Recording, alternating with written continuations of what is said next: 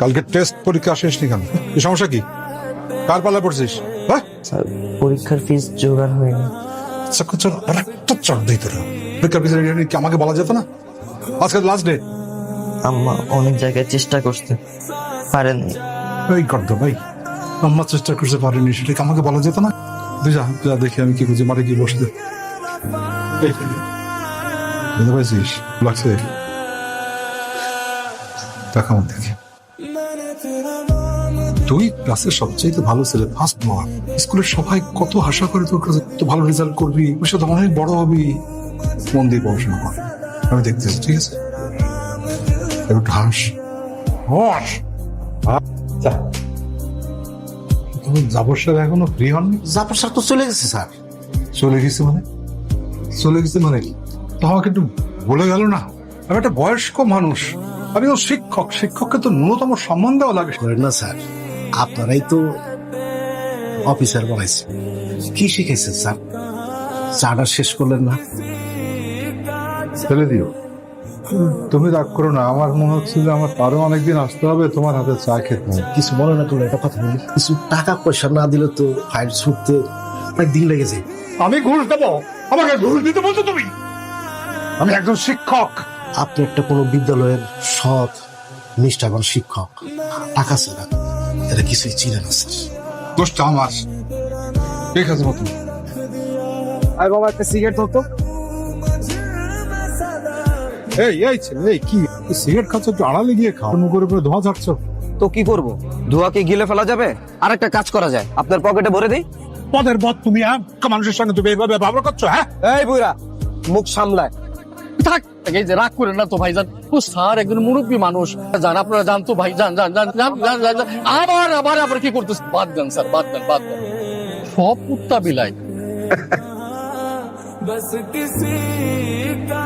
Sir, আপনাদের মতো retired করা মানুষদের সমস্যাটা কি জানেন? আপনাদের সমস্যা হচ্ছে কোনো কাজ কাম নাই। আপনারা মনে করেন আমাদেরও কোনো কাজ কাম নাই। প্রত্যেকদিন এই অফিসে আসাটা না আমার একটা অভ্যাস হয়ে কি করবো বলেন? যার কাছে যাই সেই বলে আপনার কাছে যেতে। কিন্তু দয়া করে সই করে ফাইলটা ছেড়ে দেন না। আর সহজ ব্যাপারটা আপনাকে আমি বুঝাতেই পারছি না। একটা পার্সেন্টেজের ব্যাপার আছে না। এইখানে আপনার ফাইল আমার সামনে, খরচ আসে নাই, সব ফাইল এখানে পড়ে আছে। খরচটা দিলেই তো আপনার ফাইলটা পাস হয়ে যায়। আমার কাছে তো কোনো টাকা নেই। টাকা কারো কাছ থেকে ধার করেন, এখানে দেন, ফাইলটা পাস হয়ে যাক। সুদের টাকা পাওয়ার পর ধারের টাকা শোধ করে দিবেন। সহজ তো বিষয়টা। ভাবেন বিষয়টা নিয়ে। আমি তো ব্যস্ত স্যার, দেখতেই পাচ্ছেন। আসি তাহলে।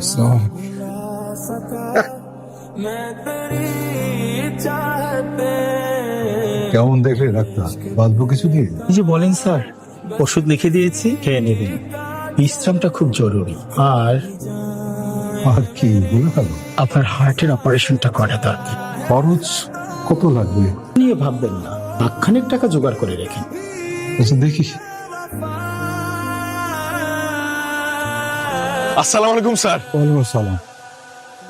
তুমি আমার ছাত্র ছিলে? আপনার ছাত্র ছিলাম স্যার। কোন ব্যাচ? স্যার আমি রাফি স্যার, 10 ব্যাচ।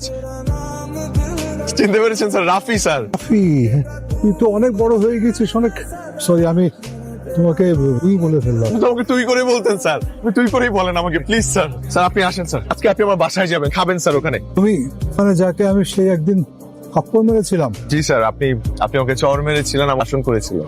যখনই আমি ভেঙে পড়তাম আমার সেই চরের কথা মনে পড়ে যেত স্যার। চলেন স্যার বাসায় গিয়ে বাকি কথা বলবো। চলেন স্যার, দুপুরে আমরা একসাথে লাঞ্চ করবো স্যার। আমার কথা আছে আপনার সাথে আমার স্যার। তুমি আচ্ছা চলো। এস করো, কাকে নিয়ে আসছি? স্যার আসসালামু আলাইকুম। আরে থাকতে ওর মুখে আপনার অনেক প্রশংসা শুনছি। স্যারকে ভেতরে নিয়ে চলো প্লিজ প্লিজ প্লিজ। আপনাকে আমি কত খুঁজেছি, স্যারকে পেয়ে গেলাম। তো স্যারকে লাঞ্চ করাও না বাইরে। লতি চিংড়ি পছন্দ করেন? হ্যাঁ, চিংড়ি দিয়ে, চিংড়ি ঝাল পছন্দ করে। ঝাল করে রান্না করছি। বাবা এত কিছু লাগবে না। একটা কথা বলি, আপনি মনে নেই যে ভালোবাসা পেয়েছি? দূরে কোথাও যেতে দেবো না। তুমি যাও না। আপনার পেনশনের ব্যাপারটা আমি দেখছি স্যার। আমি আপনাকে পরশু ওখানে নিয়ে যাব। আর ওই জাফরের ঘুষ খাওয়া আমি ছুটাচ্ছি। আসলে হয়েছে কি, তোর ম্যাডামের চিকিৎসার জন্য টাকা ধার দেনা হয়ে গেছে। সুদে আসলে অনেক বেড়ে গেছে। পেনশনের যে এককালীন টাকা দেয় না, ওই তাড়াতাড়ি পেলে মানে জরুরি ভিত্তিতে পেলে সুবিধা হতো। এটা আমার দুর্ভাগ্য যে আজ অব্দি আমার ম্যাডামের সাথে একবারও দেখা হয়নি। আমি তার কাছে চিরকৃতজ্ঞ। কানের দুল বিক্রি করে আমার এসএসসি পরীক্ষার রেজিস্ট্রেশনে খরচ দিয়েছিলেন। আমাদের বাসায় থাকবেন স্যার, প্লিজ। অবশ্যই রুমালটা নতুন ব্যবহার করেনি না, কামটা বুঝ না না ঠিক আছে sir, thank you thank you. মশুর বক্স কোথায়?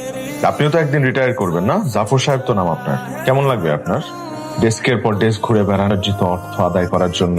কেমন লাগবে? এখানে যে সকল মানুষ আসে সবাই বৃদ্ধ, তাদেরকে এরকম অপদস্থ করার কোনো মানে হয় না। এরপর থেকে কারোর সাথে এরকম করা উচিত হবে না, রাইট? সরি, মানে গুড। ডকুমেন্টস গুলো রেডি করে দিবেন আগামী সপ্তাহের মধ্যে। ক্ষমা করে দিবেন। জগৎ সাহেব, আমি মনের মধ্যে কখনো কোনো রাগ রাখি না। আপনাকে শুধু একটা অনুরোধ করি, কোনো বয়স্ক মানুষকে না হয়তো হয়রানি করবেন না। আসি। তুমি স্যারকে কি খাইয়েছো? তোমার এত চিন্তা করতে হবে না, তোমার স্যার আমার বাবা। তোমরা বসো, আমি চা বানিয়ে নিয়ে আসছি। স্যার বসেন না। আমি যদি তোকে ওই দিন থাপ্পড়টা না মারতাম, তাহলে তোর পড়াশোনাটা হতো না। তোকে যদি শাসনটা না করতাম, এত বড় হতে পারতিস না। স্যার আপনার সেদিনকার শাসন আমাকে আজকের এই অবস্থানে আসতে সাহায্য করেছে, আমার জীবনে আশীর্বাদ হয়ে আসছে। শিক্ষকদের শাসন ছাত্রদের জীবনটা পাল্টে দেয়, আবার কখনো কখনো উল্টোটাও হয়। ওটা মেরেছিলাম। রাফি, তুই আমার একটা ছেলেই, ওকে একবার বাবা বলে জড়িয়ে ধরবি। বাবা, থ্যাংক ইউ সো। বাবা,